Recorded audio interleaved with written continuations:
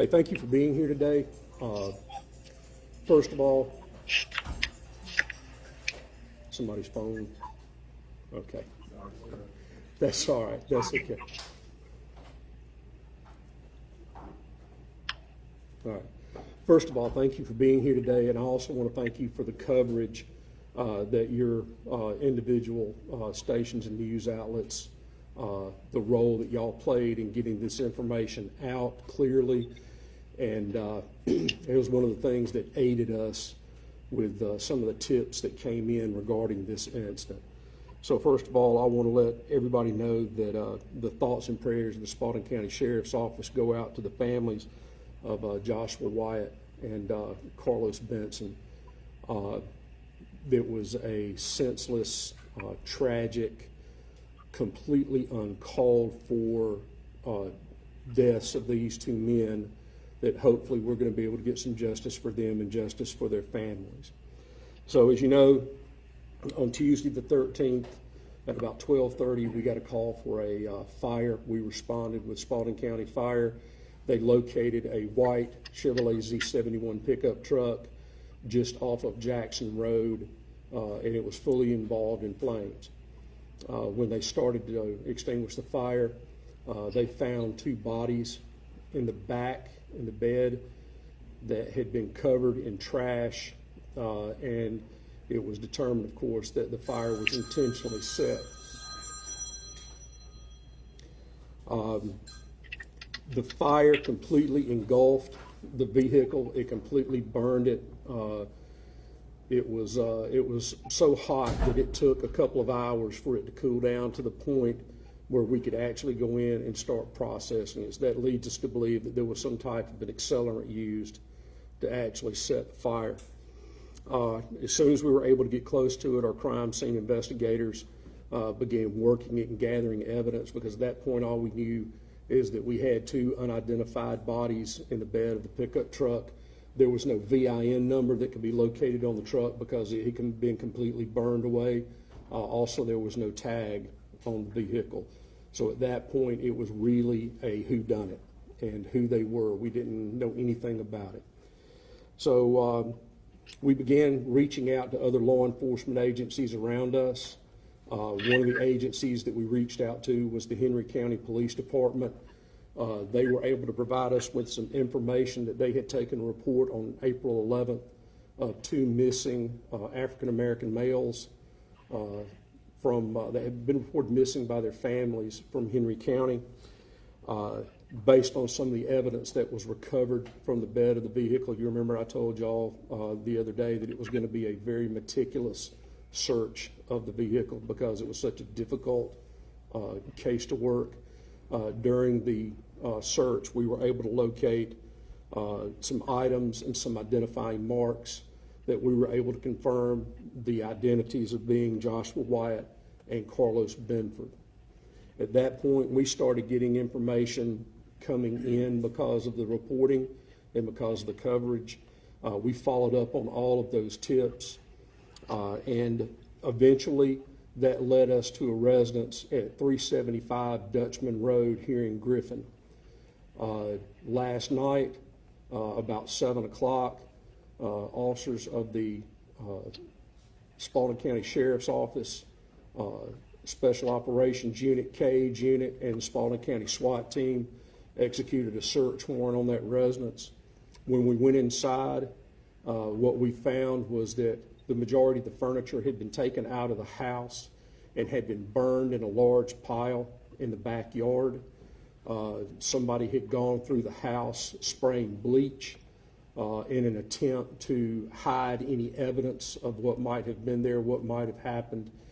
Last night, about 10 o'clock, our crime scene investigators located in a back room in the house an area that had had some bags of cement poured on top of them, just loose on the ground. And as they were going through that, they actually started to find blood. We were able to figure out that that was actually the crime scene where these two young men were murdered, had their lives taken away from them. So based on that information, other information and tips that came in, We were able to obtain arrest warrants. I'm going to try to read the name of this young man. I think if y'all have the media release, it has his name in there.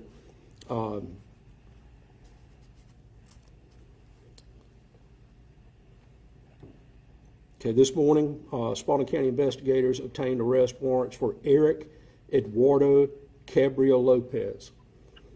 He was charged with 2 counts of felony murder, 2 counts of malice murder, 2 counts of aggravated assault, 2 counts of kidnapping, 2 counts of concealing a death, and 2 counts of tampering with evidence. We were able to locate an approximate location that he was in, and with the cooperation of the Georgia Bureau of Investigation, Georgia Bureau of Investigation's West Metro Gang Unit, and the GBI's West Metro Narcotics Unit, working in tandem with the Clayton County Sheriff's Office and working with the Georgia State Patrol, they attempted a traffic stop on him. He attempted to flee. He fled into Fulton County, and Georgia State Patrol unit executed a pit maneuver on the car and was able to bring the pursuit to an end, and we took him into custody without further incident. He has since been transported to the Spalding County Jail, where he's currently being booked in on those charges. And I can't tell you enough how our hearts go out to these 2 families. It is a cell phone right here, and there's some typing going on it. Sounds like somebody typing on a keyboard. How our hearts go out to these families. These folks came out here the other night, and we met with them before the bodies were identified. And I think that they knew, because of what they said, I think they already knew that it was going to be them. But you know, we told them we had to make sure. They were devastated when Mr. Pryor gave them, Coroner Pryor gave them the information. So again, this was great work, and I would be remiss if I didn't mention the agencies that were involved in this. There's the Spalding County Sheriff's Office, Griffin Judicial Circuit District Attorney Miss Marie Broder, who is standing here to my right, Spalding County Coroner Michael Pryor, who was with us every step of the way the entire time, working with us as we were going through everything. Henry County Police Department, Clayton County Police Department, Clayton County Sheriff's Office, Sheriff Victor Hill, the Haralson County Sheriff's Office, and Sheriff Stacy Williams. I believe on the press release there was a mistaken sheriff's name that was put in there from Haralson County. It is Sheriff Stacy Williams, not Sheriff Eddie Mixon. The GBI Gang Task Force, the GBI West Metro Narcotics Unit, and of course the Georgia State Patrol.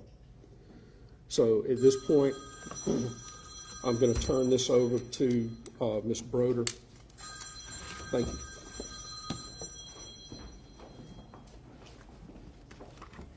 Thank you, Sheriff. Good afternoon. 48 hours ago, Spalding County investigators were called to a heinous scene of a brutal murder. Through tireless effort and incredible demonstration of teamwork and collaboration, the victims were identified and an arrest was made. The work is not finished, and my office stands ready to fight for justice for these victims. The Sheriff's Office, other cooperating agencies, and the full might of the District Attorney's Office will be behind the prosecution of this case. My heart and sympathy goes out to the families of these victims.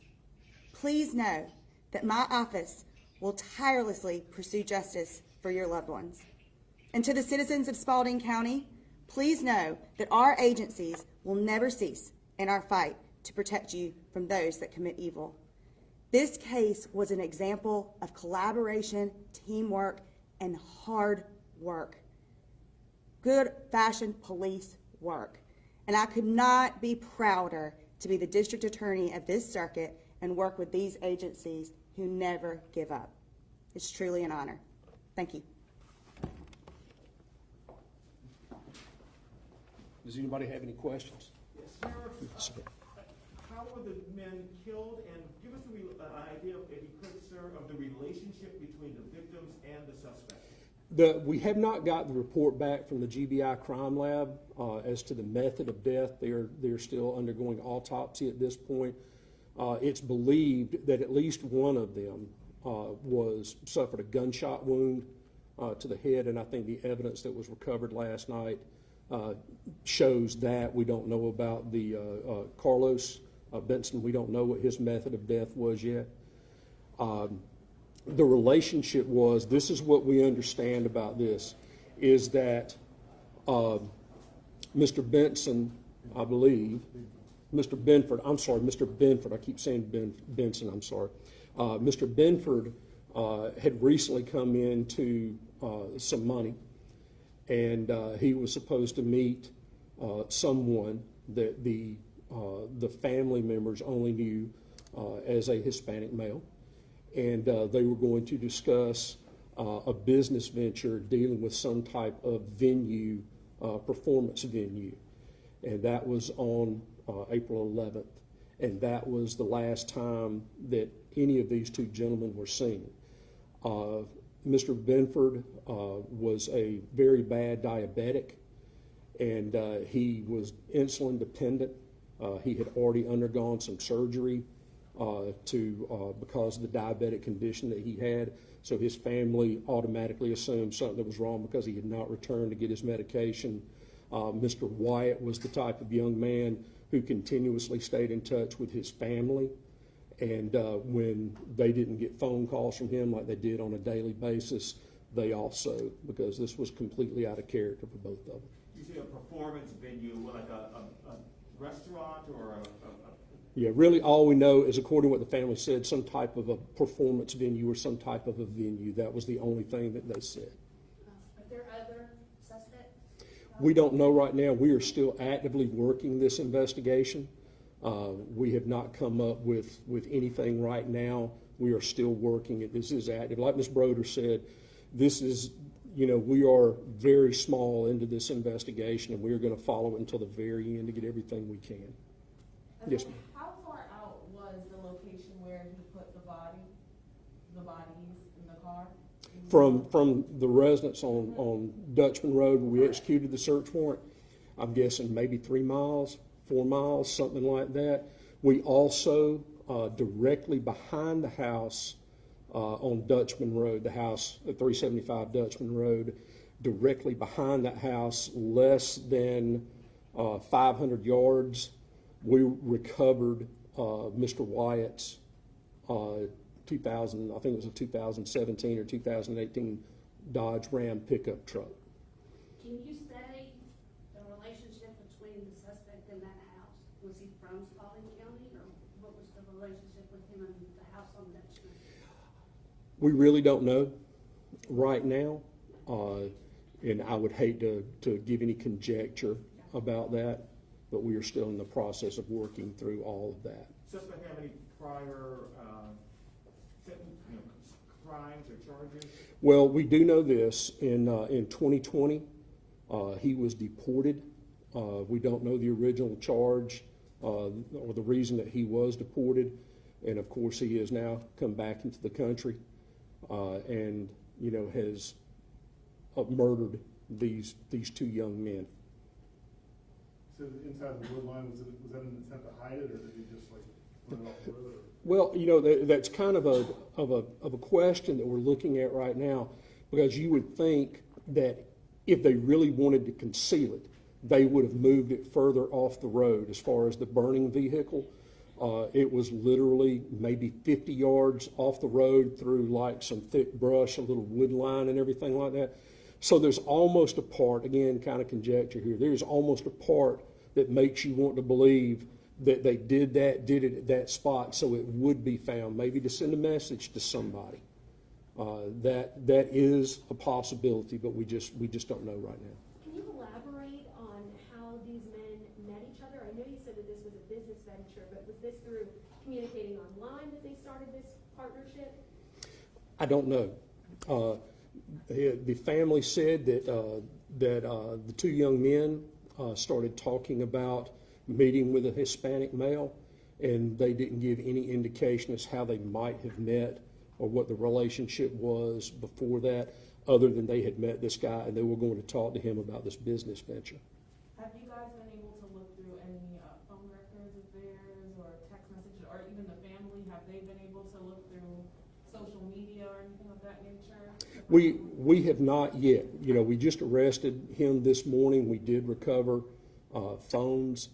And, you know, I'm sure as this investigation progresses, we'll be looking into some of that and trying some other things with the use of technology to see if we can dig up, find out where they were, what they did, what they talked about, and all of that. We're going to make every effort to do that and not leave any stone unturned. Okay? Final question, Sheriff, more just a technicality. His last name, Gabriel Lopez, are those two separate last names, or is that one last name? I believe it's one last name. That's the way it was relayed to us. Is one last name. How old was he? I don't have his date of birth. From the indications are when we started receiving information on him, he was using initially an alias of Eric E-R-I-K Sanchez. And from what we've been able to see, that may not be just his only alias, but he possibly has multiple dates of birth, so that is going to be something that we're going to be digging through as we get further into this investigation. All right? Is there any indication that someone else might live in that home that the initial shooting took place at? There are indications that there were other people there. There were inside the one of the bedrooms, some of the stuff that they did not take. There was a mattress on the floor. There were ladies' garments that were strewn about the floor. So there were, we believe, other people living there. We just don't know what the relationship was or anything right now. That's still something that we're looking into. But it doesn't seem like the victims had a connection to the home. Am I understanding that correctly? Right. Thank you. Yes, ma'am. Ms. Brode, questions from Ms. Brode? Do you have any questions for me? Do you have an idea about prelims or? The preliminary hearing or anything like that? No, not yet. I would imagine the warrants were filed this morning, so we would probably be looking at maybe 2 weeks, maybe 3. For the prelim now? Yes, for the preliminary hearing. We can certainly release a date when we have one, when magistrate court sets one. Anything else? Okay. Thank y'all so much. The only thing I would like to add, just real quick, if anybody in the public has any further information, like I said, this is not over with. If they could contact the Spalding County Sheriff's Office at 770-467-4282, we will greatly appreciate it. We are still tracking down leads, and we'll continue to do so as long as they keep coming in. So thank you, ladies and gentlemen. Appreciate it. Thank you very much. Thank y'all.